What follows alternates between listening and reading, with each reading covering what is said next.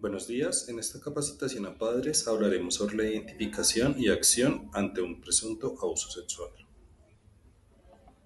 En primer punto vamos a hablar de la identificación de conductas de riesgo, hablando de la violencia sexual en la niñez. Esto ocurre cuando una persona mayor impone a un menor una actividad sexual aprovechando la desigualdad tanto de edad y de poder. Además de esto, esta forma de violencia deja huellas profundas en el desarrollo emocional, conductual y social del niño, niña o adolescente. El abuso sexual representa consecuencias emocionales y conductuales. Los efectos comunes tras el abuso sexual infantil son alteraciones en el estado de ánimo, dificultades en la socialización, conductas de aislamiento, retraimiento o agresividad.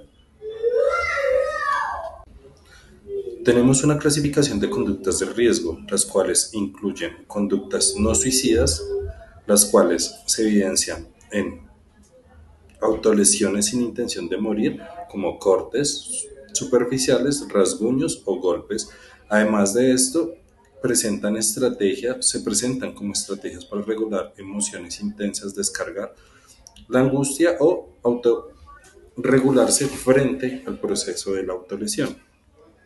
Además de esto, presentamos las conductas suicidas que van clasificadas en dos partes, la ideación y los intentos.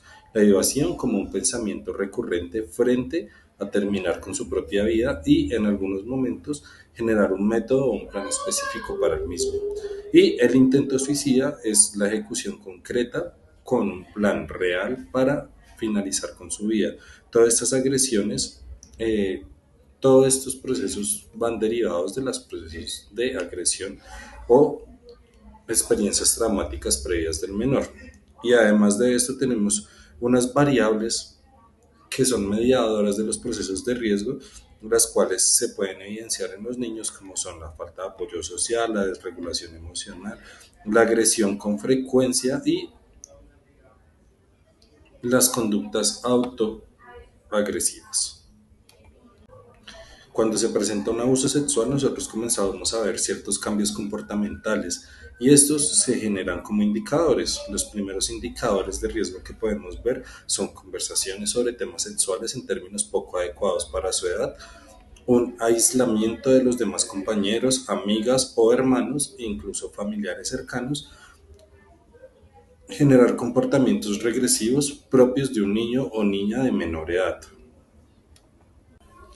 Además de esto, generar procesos de mala autoimagen o hablar de sí mismo en forma despectiva, comenzar a disminuir su rendimiento académico o bajar más su rendimiento académico al usual, tener un proceso de baja autoestima y no generar aceptamiento de cumplidos y dificultad para confiar en otros, tanto en pares como en adultos que compartan su círculo social.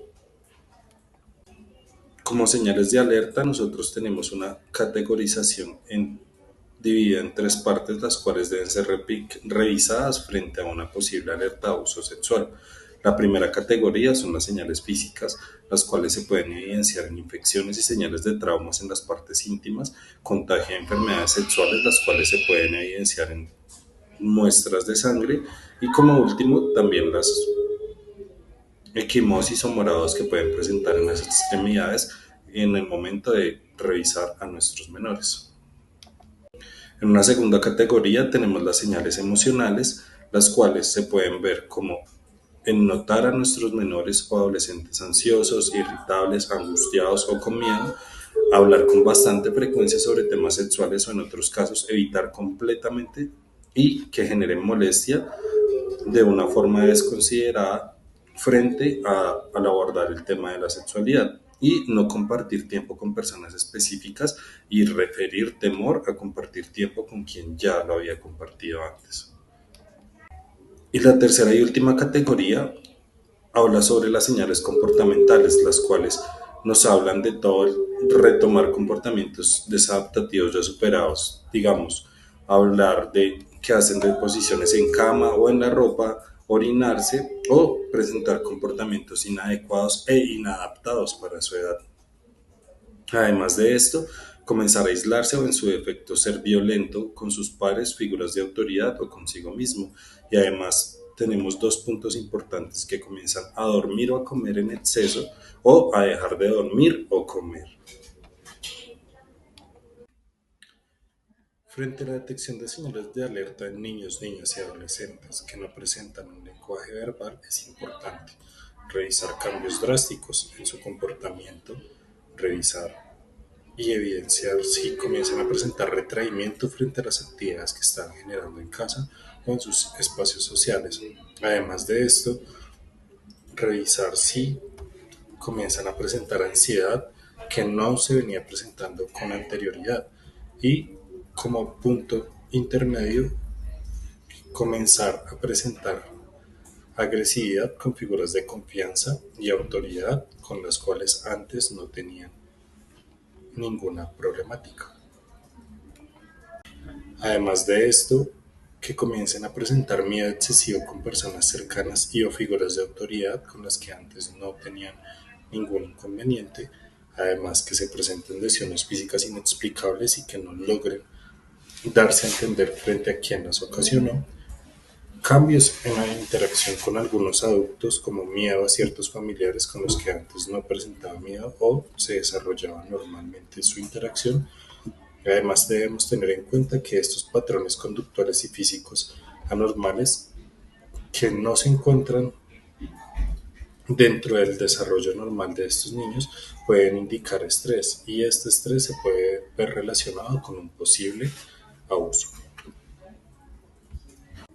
¿Qué debemos hacer si sospechamos de un abuso sexual en un menor?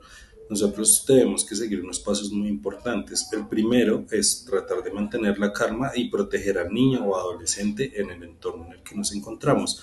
Podemos escuchar sin interrogar ni juzgar lo que nos está contando, intentar dentro de esta protección no enfrentar al posible agresor y anotar todo lo que observaste y escuchaste para que se pueda informar a las autoridades todo lo que pasó frente a este posible abuso. ¿A quiénes debemos acudir? Debemos informar inmediatamente al ICF o a la Comisaría de Familia, quienes son los encargados de proteger los derechos de los menores.